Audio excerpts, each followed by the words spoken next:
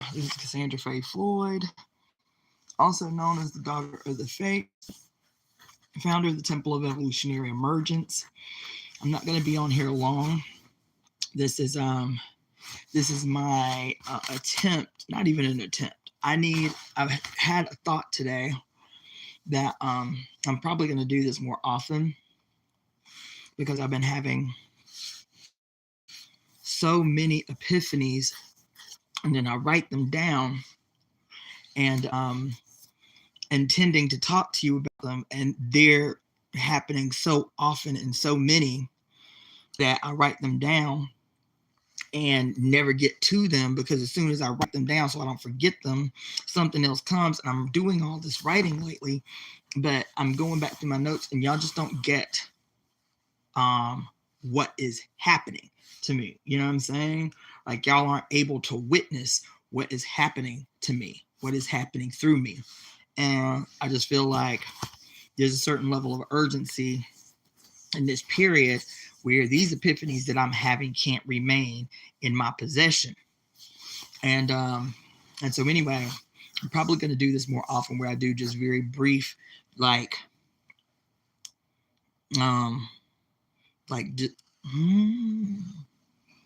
dumping of these epiphanies that come through.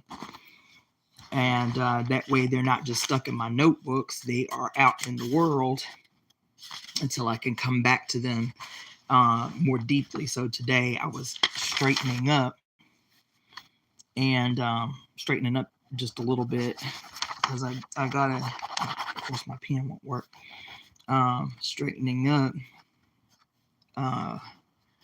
before I have to get ready to get out of here. God dog it. Shit.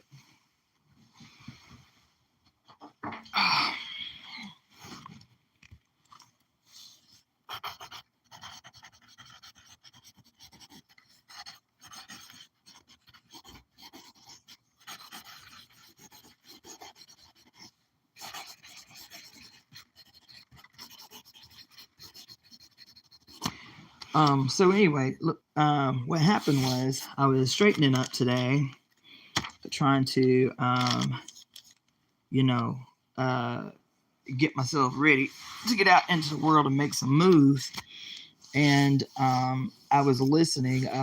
Somebody had put a timestamp as a comment on one of my videos, right? Greetings, everybody. And so, while I'm feeding the cats and doing the thing, I was like, okay, I'll listen to this old video of mine from this timestamp that this person sent to me. And while I was listening to this video that is an older video, I was like, oh shit, you feel me? Like, told y'all I've dropped so many videos up on here, and I'd be having breakthroughs in real time and never have the time to go back and dig into them deeper, right? So anyway, while I was listening to it, I forget what I was talking about, but whatever I was talking about in that moment, it had me, because so much has happened since that video. The video is old. I think it was like a 2-year-old video, but so much more has happened in the deepening of my understanding since that video. But that video kind of like sewed some things together, like drew some things together from that understanding to today. And I had this idea, and I'm gonna just put it out here, leave it for now, come back to it later, about so much of this iconography in not only astrology, but also the iconography in so many of these, in almost every religion. And so in this video that I was listening to, I was talking about Ophiuchus. I was talking about the star system of Ophiuchus, the astrology of Ophiuchus, and then the serpent, right? The serpent bearer. And so since then, I have come to understand so much more about Ophiuchus, both astronomically and astrologically. and particularly Ophiuchus' relationship with the sign of Leo.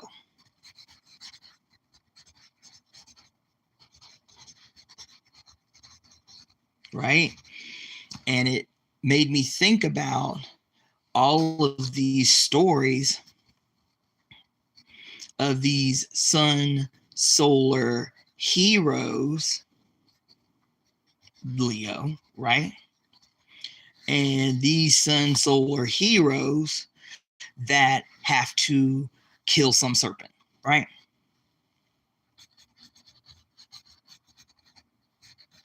But not only the sun serpent heroes that must kill the serpent, whether that be one of their labors, like Hercules as the sun solar hero, that as one of his labors, he must kill a serpent, right? Or he as a sun solar hero who has to kill the what's it called, the chimera. He has to kill the chimera, and the chimera has a lion's head. I'm like, oh shit, right?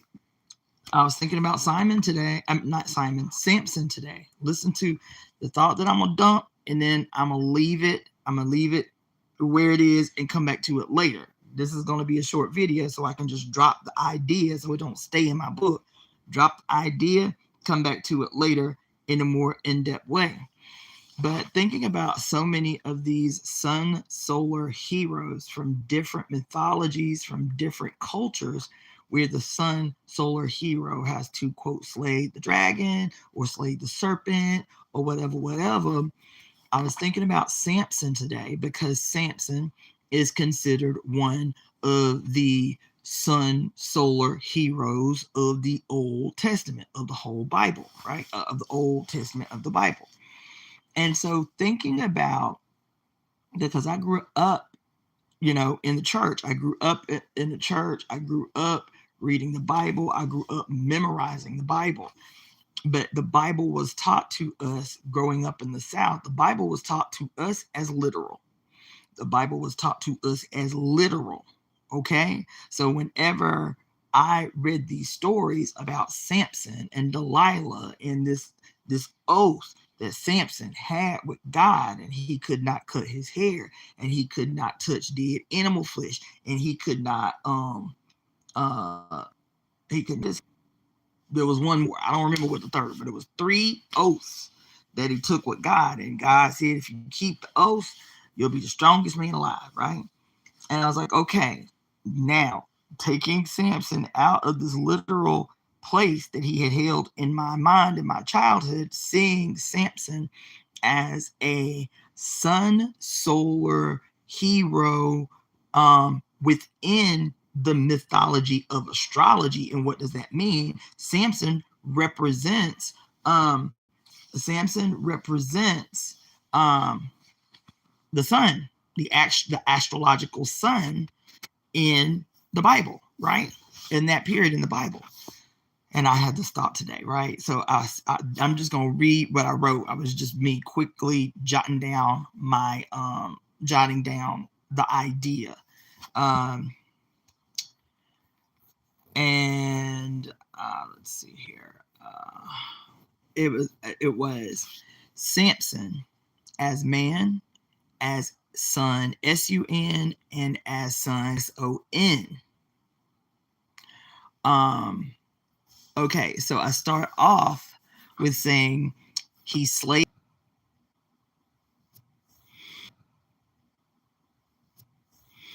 Okay, I lost connection with my phone. I'm in my bedroom, so it's probably because I'm way back here. But anyway, so it says, these are the notes that I took. So Samson as man, as the sun, and as the son, as a metaphor, Samson slays the lion. And then Samson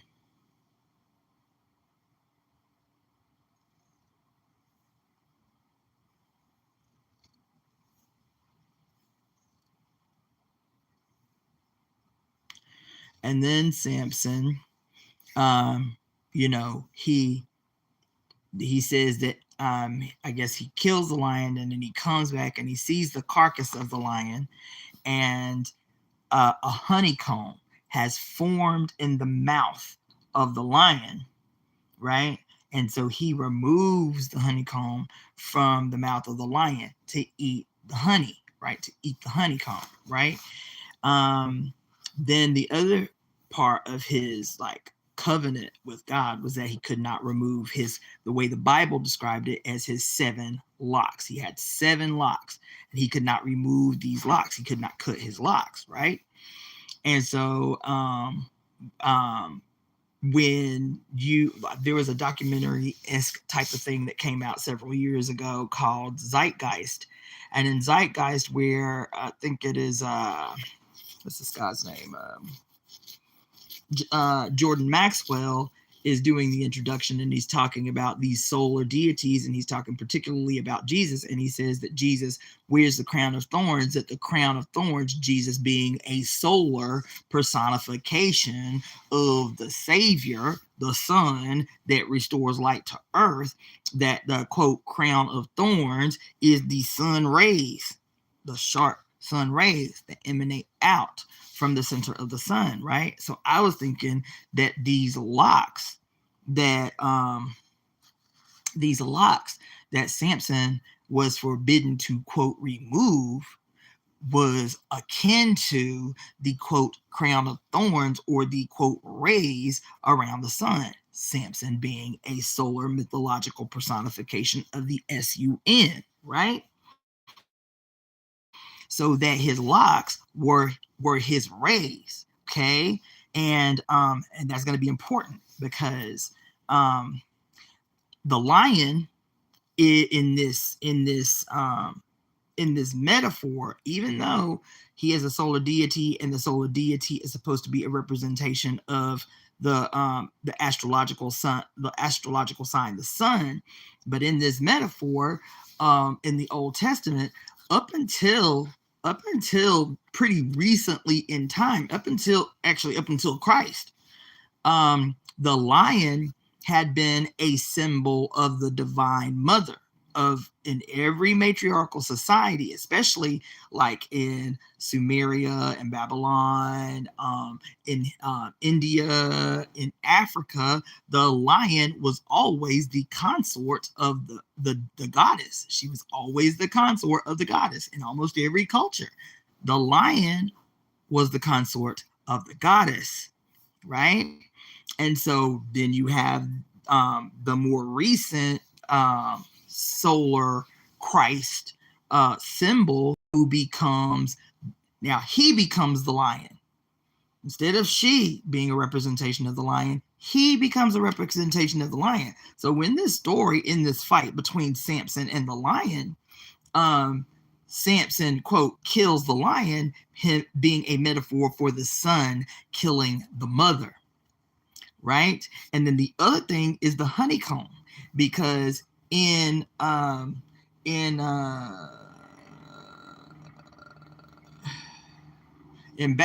Babylon, and Anna is pictured having a honeycomb on her head, right? And she got a bunch of titties. But the honeycomb is also always been the honeybee, and the honeycomb has always been iconography that is peculiar to the goddess. And so when he slays his mother, the lion, to absorb her powers, to become her, the lion, right? And then he removes the honeycomb from the mouth of the lion to eat the honeycomb, right? These are metaphors about this slow walk into this future where the son will overthrow the power of the mother, right? So that was one thought that I had. Then I got deeper. I said, okay, so I'm just going to read what I jotted down really fast, and then I'll talk to you about it. So then the wicked woman, right, that he, quote, fell in love with, the wicked woman was Delilah, right? I need to find the etymology of her name too. But anyway, the evil woman that he married, wasn't she a Philistine? I think she was a Philistine. Ooh, which would have even more significance. I think she was a Philistine. So anyway, he meets Delilah. He falls in love with Delilah or whatever. You feel me? And so I said the wicked woman was Delilah, who cuts his locks. Why is this significant? If I'm telling you that Samson is a metaphor for the sun, right? And that his sun rays, the sun's sun rays, are a metaphor for Samson's 7 locks. Why was the Bible so specific about him having 7 locks, right? Is this, I have a feeling that these 7 locks, right, are representative of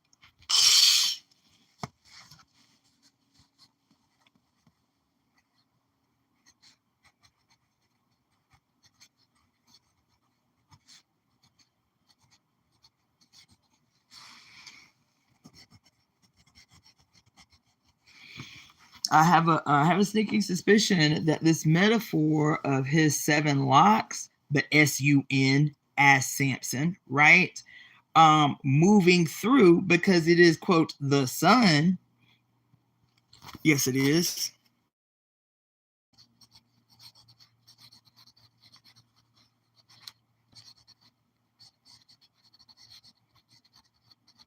Remember, I was telling y'all, I think it was last week, where I was having this thought about, like, this story of enlightenment and the serpent, you feel me, having to the kundalini, right? Y'all always be talking about the kundalini and how the sacred serpent of the kundalini got to, quote, move through each chakra in order for you to be enlightened. And we always picture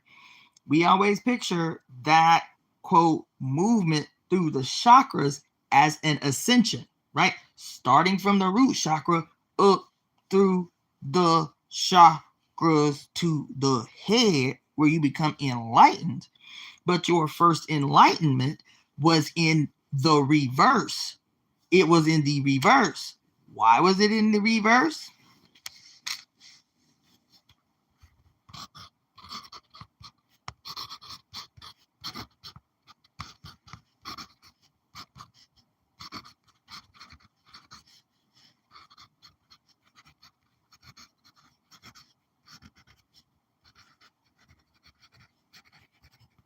Why was it in the reverse?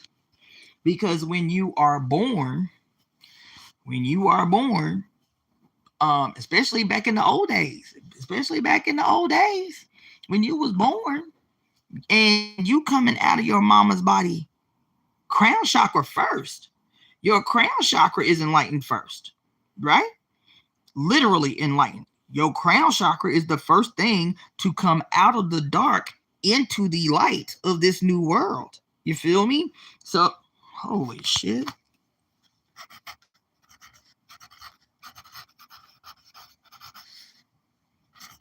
Damn.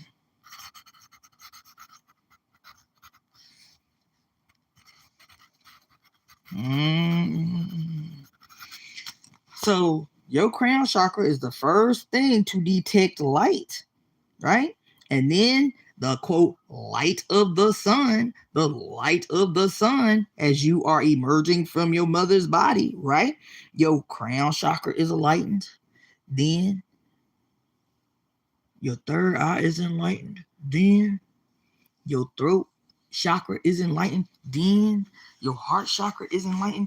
Then your solar plexus is enlightened. Then your navel chakra is enlightened. Then lastly, your root chakra is enlightened. When you have your first enlightenment, when you coming out of your mother's body, that's your first enlightenment.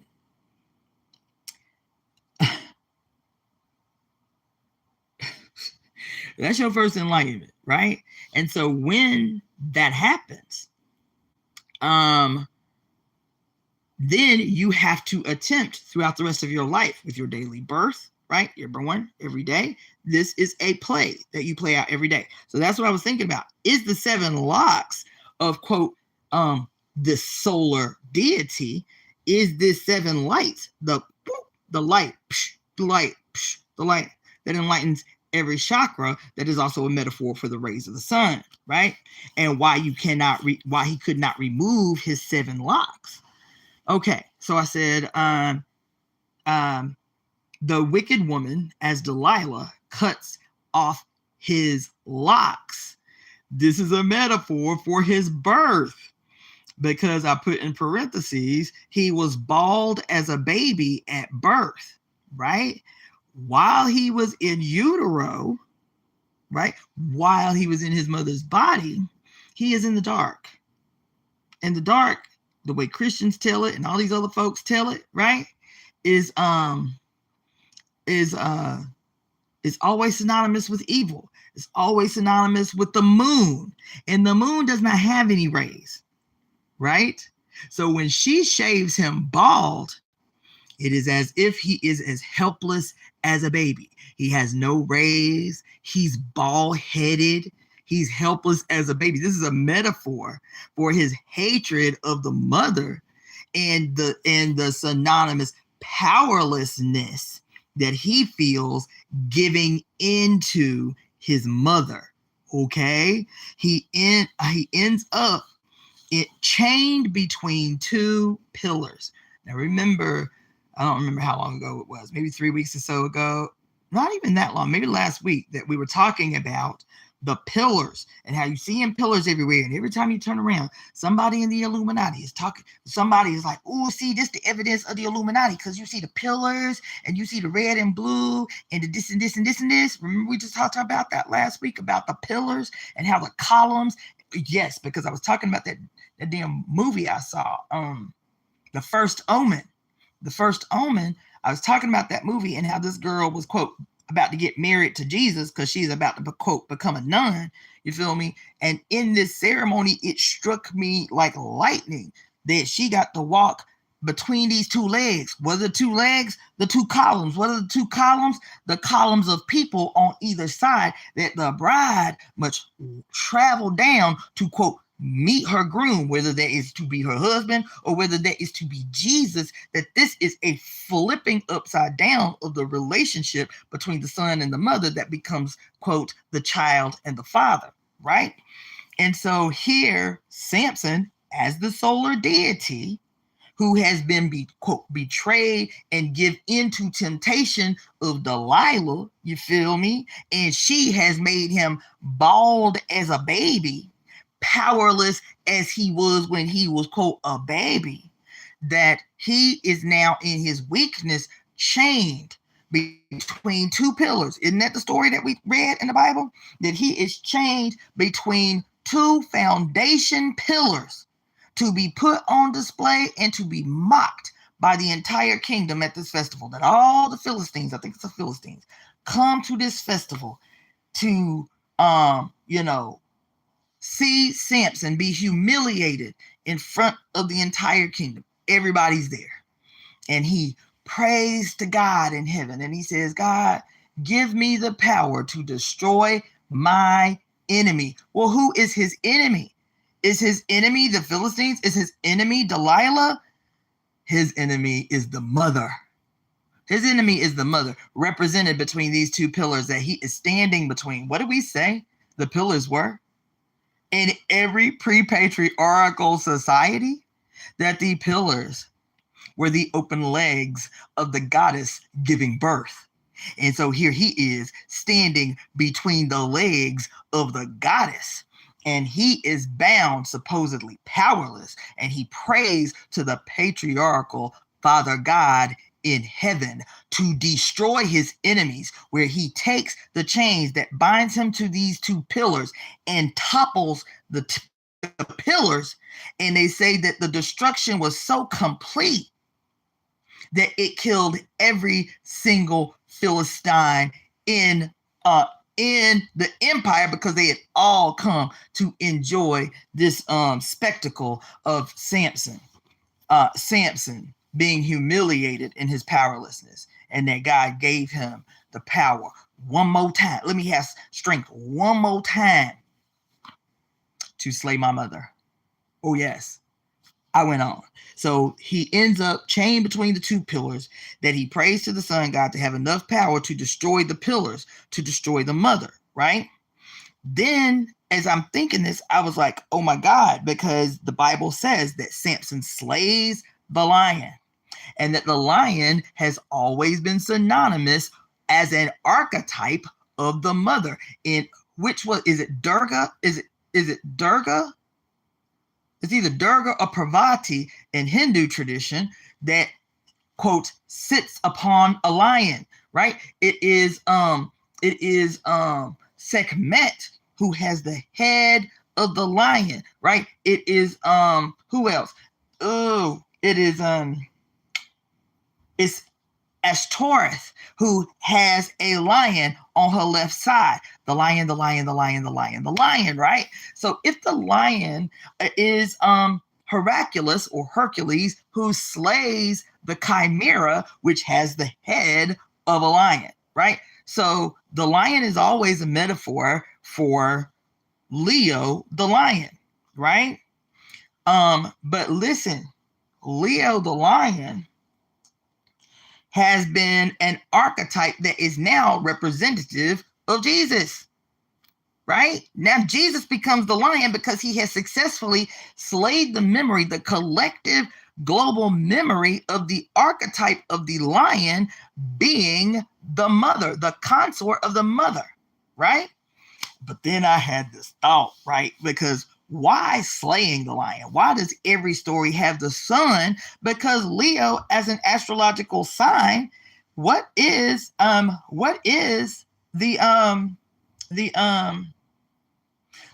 planet that represents Leo in regular astrology? It's the sun.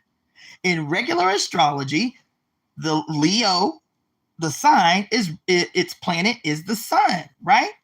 So if the planet of Leo is the sun, and Jesus represents the sun, right? And all the solar heroes represent the sun.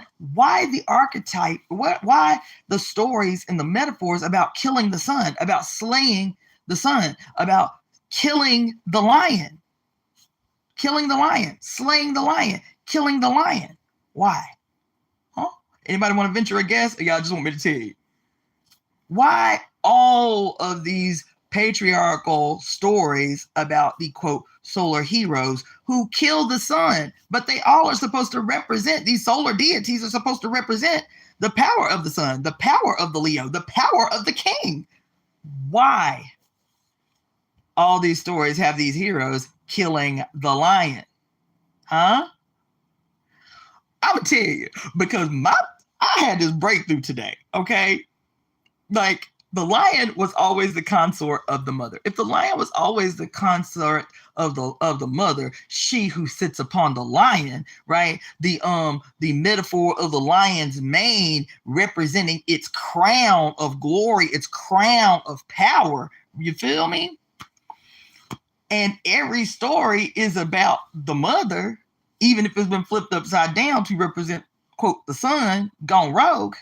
I said, if this is the case, is it that? Because all of these same deities, all of these same solar archetypes, Hercules, Dionysus,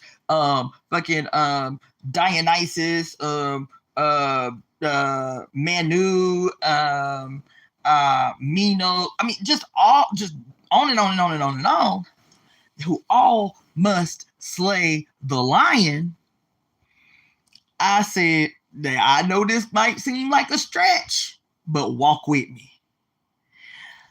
If every story is about the son's hatred of the mother, and every story is based on this foundational alchemical idea of as above, so below, as within, so without, right?